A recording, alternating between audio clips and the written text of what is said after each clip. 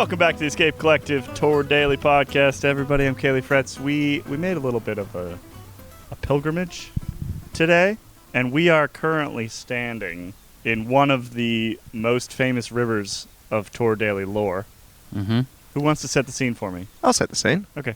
We're in Carcassonne. Whoa. We are standing in the shadow of the Pont Gibus, which is a bridge built by the Romans. We have been here a couple of years earlier. We got filmed swimming in the river by EF's camera people. By Unsurprisingly. By Netflix. Netflix, yes. But they didn't use it. They didn't use it! I wonder why.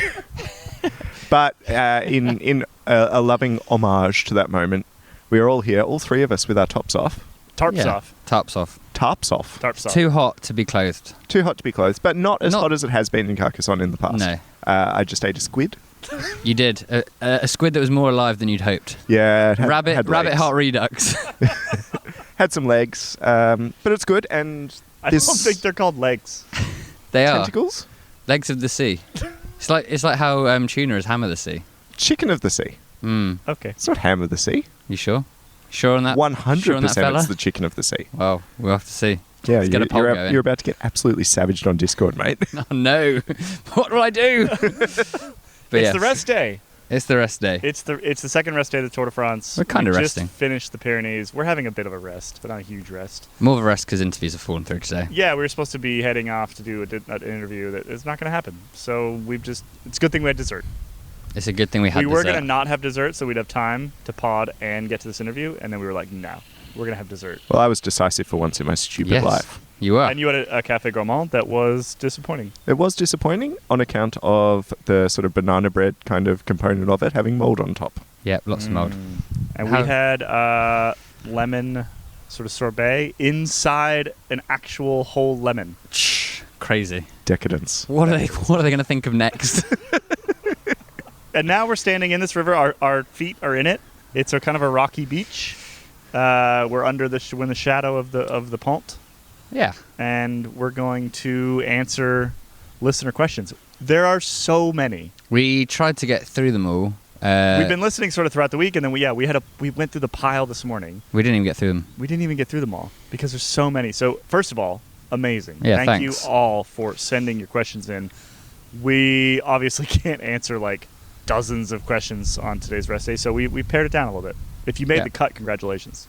If you didn't, it's not your fault. It's exciting press and play on those because you literally never know what you're going to get. Never know where it's going to sound like, where it's been recorded, what the content is. We had one fella just do an ad for us. Yeah. It was great. It was fantastic. Benji. There's an exciting sometimes mismatch between tone, which sounds very serious, and then content, which can be complete loony bullshit. So we start the question and we're looking at each other because the tense question is like, oh, what's this? This doesn't sound like one. And then suddenly just the comedic timing is perfect. Yeah, it's so good.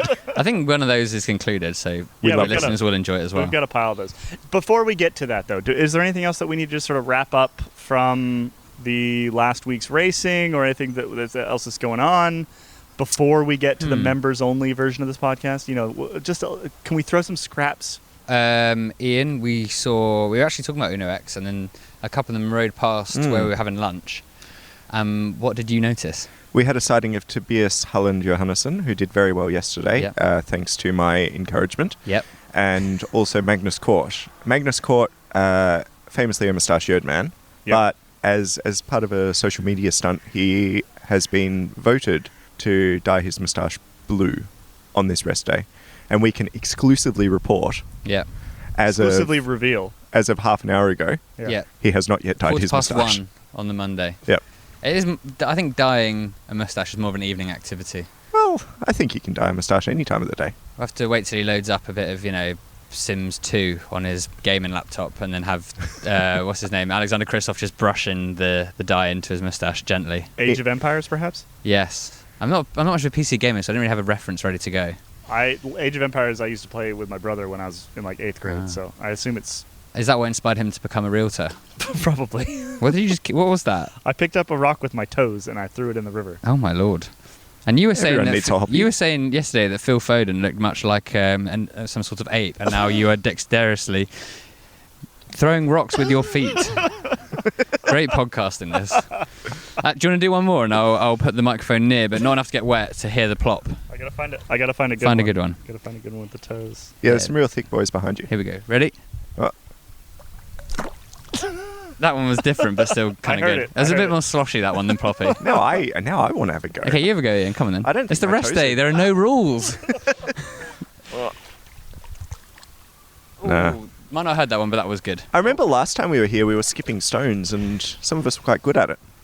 Well, Joshua Robinson was here with the woman he was seeing at the time, at girlfriend at the time, which bringing her to meet us, never a good move. All of us with our tops off, sitting on the bank of a river. Yeah, probably the beginning of the end. Podcasting. You forgot the crucial detail to put a woman off. Recording a podcast. Yeah, memories. It's nice that we've already got. I said as we walked through, it's like nice that I've already got memories with you fellas to look back on that feel ages ago. Yet we're only 2 years ago. Yeah, 2 years wow. ago. Yep. Anything that came out of the press conference of interest? They haven't happened yet. They're still going. Mostly. Yeah, they're still kind of ongoing is the problem. The UAE one's not till later. Josh Tarling re-signed with Ineos for like 5 years or something? No, it just seems like that, but it's because 2027 feels like a lot longer away than it is. Yeah, and he was already signed until the end of next year, I think. So, but there was... So they've renewed at a probably higher rate. Oh yeah, there were definitely very serious transfer talks during like the sort of self-immolation of Ineos for the past 12 months. Yeah. Talks in recent months of Josh Tarling's future being like, look, what are you guys actually doing? What's the plan here? And also, my rider's actually really good, so you need to give him more money. So well negotiated. Yep. For Josh Tarling. He deserves it. He's a big talent. At the top of the sinking ship. Yeah, well, that's the best place to be, really. Probably. Well, I've never been on a sinking ship. Are we being a little harsh on Ineos' tour? No. They've got the third biggest budget, and then in terms of prize money, which shows what you do. They have also all gotten COVID. Yeah, but what would they be doing otherwise? The vibes were off before then. Yeah, we'll say. But I'm just they've got the fifth bottom prize money from the tour, which is direct correlation of where you're placing on stages, in leaders' jerseys, stage wins, what you've done at the tour. And for the third richest team, probably third richest, I think, that's not good. Not good enough. No. And also they had 12 stages until their riders stopped. Even they're still throwing rocks. Yeah, I know. It's really difficult to try and make a point, but Kaylee's got the kind of simian sort of tucked under his toes approach, and I'm just wedging my toes into the riverbed and just scooping out things on top. I think I'm enough of a wimp that I'm just going to cramp up as soon as I try to do this, but I'm going to have a go. This is terrible. I just need to get some perches on it. Where's a good one? Don't put the microphone underwater, Kaylee. My feet aren't built for this. What do you do in your spare time to make you able to do this? Okay, this is bad podcasting. Oh, no, here we go. The smallest pebble. I had a big one, but it dropped. Oh, Kaylee, well done. Okay, let's... your question was anything else from press conference or before that? Not really. I think it was quite fun trying to guess who had the least prize money. Decathlon 82R.